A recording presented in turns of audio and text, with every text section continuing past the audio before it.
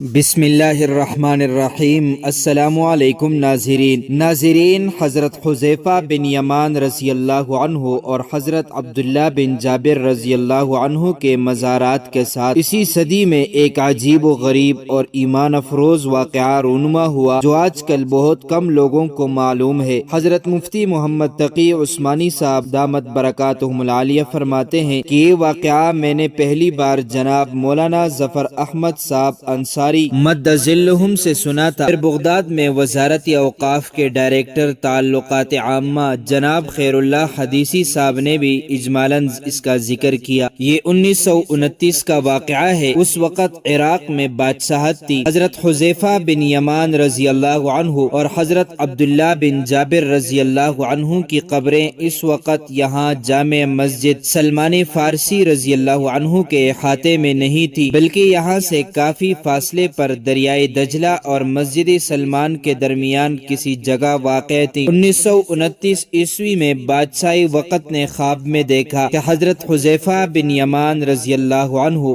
اور حضرت عبداللہ بن جابر رضی اللہ عنہ اس سے فرما رہے ہیں کہ ہماری قبروں میں پانی آ رہا ہے، اس کا مناسب انتظام کرو۔ بادشاہ نے حکم دیا کہ دریائے دجلہ اور قبروں کے درمیان کسی جگہ گہری کھدائی کر کے دیکھا جائے کہ دجلے کا پانی اندرونی طور پر قبروں کی طرف رس رہا ہے یا نہیں۔ کھدائی کی گئی لیکن پانی رسنے کے کوئی آثار نظر نہیں آئے۔ چنانچہ بادشاہ نے اس بات کو خواب سمجھ کر نظر انداز کر دیا، لیکن اس کے بعد پھر غالباً ایک سے زیادہ مرتبہ وہی خواب دکھائی دیا، جس سے بادشاہ کو بڑی تشویش ہوئی اور اس نے علماء کو جمع کر کے ان کے سامنے یہ واقعہ بیان کیا۔ ایسا یاد پڑتا ہے کہ اس وقت عراق کے کسی عالم نے بھی بیان کیا کہ انہوں نے بھی بعین ہی یہی خواب دیکھا ہے۔ اس وقت مشورے اور بحث و تمحیص کے بعد رائے یہ قرار پائی گئی کہ دونوں بزرگوں کی قبر کھود کر دیکھا جائے، اور اگر پانی وغیرہ آ رہا ہو تو ان کے جسموں کو منتقل کیا جائے۔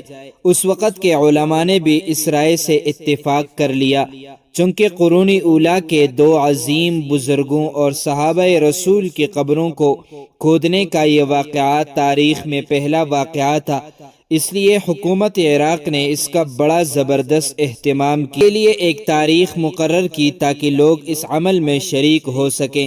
اتفاق سے وہ تاریخ ایام حج کے قریب تھی۔ جب ارادے کی اطلاع حجاز پہنچی تو وہاں حج پر آئے ہوئے لوگوں نے حکومت عراق سے درخواست کی کہ اس تاریخ کو قدرے مؤخر کر دیا جائے تاکہ حج سے فارغ ہو کر جو لوگ عراق آنا چاہیں وہ آ سکیں۔ چنانچہ حکومت عراق نے حج کے بعد کی ایک تاریخ مقرر کر دی۔ کہا جاتا ہے کہ مقررہ تاریخ پر نہ صرف اندرونی عراق بلکہ دوسرے ملکوں سے بھی خلقت کا اس قدر ازدحام ہوا کہ حکومت نے سب کو یہ عمل دکھانے کے لیے بڑی بڑی اسکرینیں دور دور تک فٹ کر دیں تاکہ جو لوگ براہ راست قبروں کے پاس یہ عمل نہ دیکھ سکیں وہ ان اسکرینوں پر اس کا عکس دیکھ لیں۔ اس طرح یہ مبارک قبریں کھولی گئیں اور ہزارہ افراد کے سمندر نے یہ حیرت انگیز منظر اپنی آنکھوں سے دیکھ کہ تقریباً 13 صدیاں گزرنے کے باوجود دونوں بزرگوں کی نعش مبارک صحیح سالم اور تر و تازہ تھیں۔ ایک غیر مسلم ماہر امراض چشم وہاں موجود تھا۔ اس نے نعش مبارک کو دیکھ کر بتایا کہ ان کی آنکھوں میں ابھی تک وہ چمک موجود ہے جو کسی مردے کی آنکھوں میں انتقال کے کچھ دیر بعد بھی موجود نہیں رہ سکتی۔ چنانچہ وہ شخص یہ منظر دیکھ کر مسلمان ہو گیا۔ نعش مبارک کو منتقل کرنے کے لیے پہلے سے حضرت سلمان فارسی رضی اللہ عنہ کے قریب جگہ تیار کر لی گئی تھی۔ وہاں تک لے جانے کے لیے نعش مبارک کو جنازے پر رکھا گیا۔ اس میں لمبے لمبے بانس باندھے گئے۔ ہزارہ افراد کو کھندا دینے کی سعادت نصیب ہوئی، اور اس طرح اب ان دونوں بزرگوں کی قبریں موجودہ جگہ پر بنی ہوئی ہیں۔ حضرت مولانا ظفر احمد صاحب انصاری کا بیان ہے کہ 1929 عیسوی کا یہ واقعہ مجھے یاد ہے۔ اس زمانے میں اخبارات کے اندر اس کا بڑا چرچا ہوا تھا۔ ان دنوں میاں بیوی نے یہ واقعہ بچشم خود دیکھا اور غالباً بیوی نے اپنے سفر کی رویداد ایک سفر نامے میں تحریر کی جو کتابی شکل میں شائع ہوئی، اور اس کی ایک کاپی حضرت مولانا کے پاس محفوظ ہے۔ اس سفرنامے میں یہ بھی مذکور ہے کہ اس وقت کسی غیر ملکی فرم کے ذریعے پورے عمل کی عکس بندی بھی کی گئی ہے، اور بہت سے غیر مسلم بھی یہ واقعہ خاص طور پر دیکھنے کے لیے آئے تھے۔ وہ اس اثر انگیز منظر سے نہ صرف بہت متاثر ہوئے بلکہ بہت سے لوگوں نے اس منظر کو دیکھ کر اسلام قبول کر لیا۔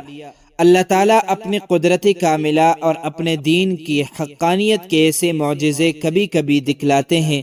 سنریہم آیاتنا فی الآفاق وفی انفسہم حتی یتبین لہم انہ الحق۔ ہم ان کو آفاق میں بھی اور خود ان کے وجود میں بھی اپنی نشانیاں دکھائیں گے تاکہ ان پر یہ بات واضح ہو جائے کہ یہی دین حق ہے۔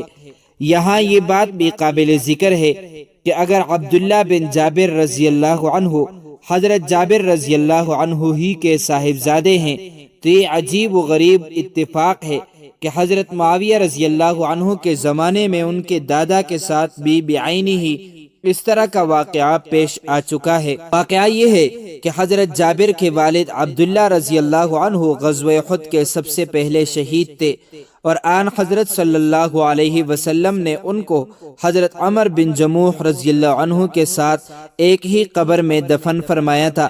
اس وقت مسلمانوں کی تنگ دستی کا یہ عالم تھا کہ شہداء کے لیے کفن تک میسر نہ تھے، اس لیے حضرت عبداللہ رضی اللہ عنہ کو ایک چادر میں کفن دیا گیا جس میں چہرہ تو چھپ گیا لیکن پاؤں کھلے رہے، جن پر گھاس ڈالی گئی۔ اتفاق سے یہ قبر نشیب میں واقع تھی۔ 40 سال بعد حضرت معاویہ رضی اللہ عنہ کے زمانے میں یہاں سیلاب آ گیا اور وہاں سے ایک نہر بھی نکالنی تھی۔ اس موقع پر قبر کو حضرت جابر رضی اللہ عنہ کی موجودگی میں کھولا گیا تو دونوں بزرگوں کے اجسام بالکل صحیح اور سالم اور تر و تازہ تھے، بلکہ ایک روایت یہ ہے کہ ان کے چہرے پر جو زخم تھا ان کا ہاتھ اس زخم پر رکھا ہوا تھا۔ لوگوں نے ہاتھ وہاں سے ہٹایا تو تازہ خون بہنے لگا، پھر ہاتھ دوبارہ وہاں رکھا تو خون بند ہو گیا۔ بحوالہ طبقات ابن سعد۔ حاضرین، اللہ تعالیٰ سے دعا ہے کہ اللہ تعالیٰ ہمیں بھی صحابہ اکرام کے نقش قدم پر چلنے کی توفیق عطا فرمائے اور ان سے سچی اور پکی محبت نصیب فرمائے، آمین۔ معزز ناظرین، امید کرتا ہوں آپ کو یہ ویڈیو اچھی لگی ہوگی۔ مزید معلومات کے لیے ہمارے چینل کو سبسکرائب کیجیے۔ السلام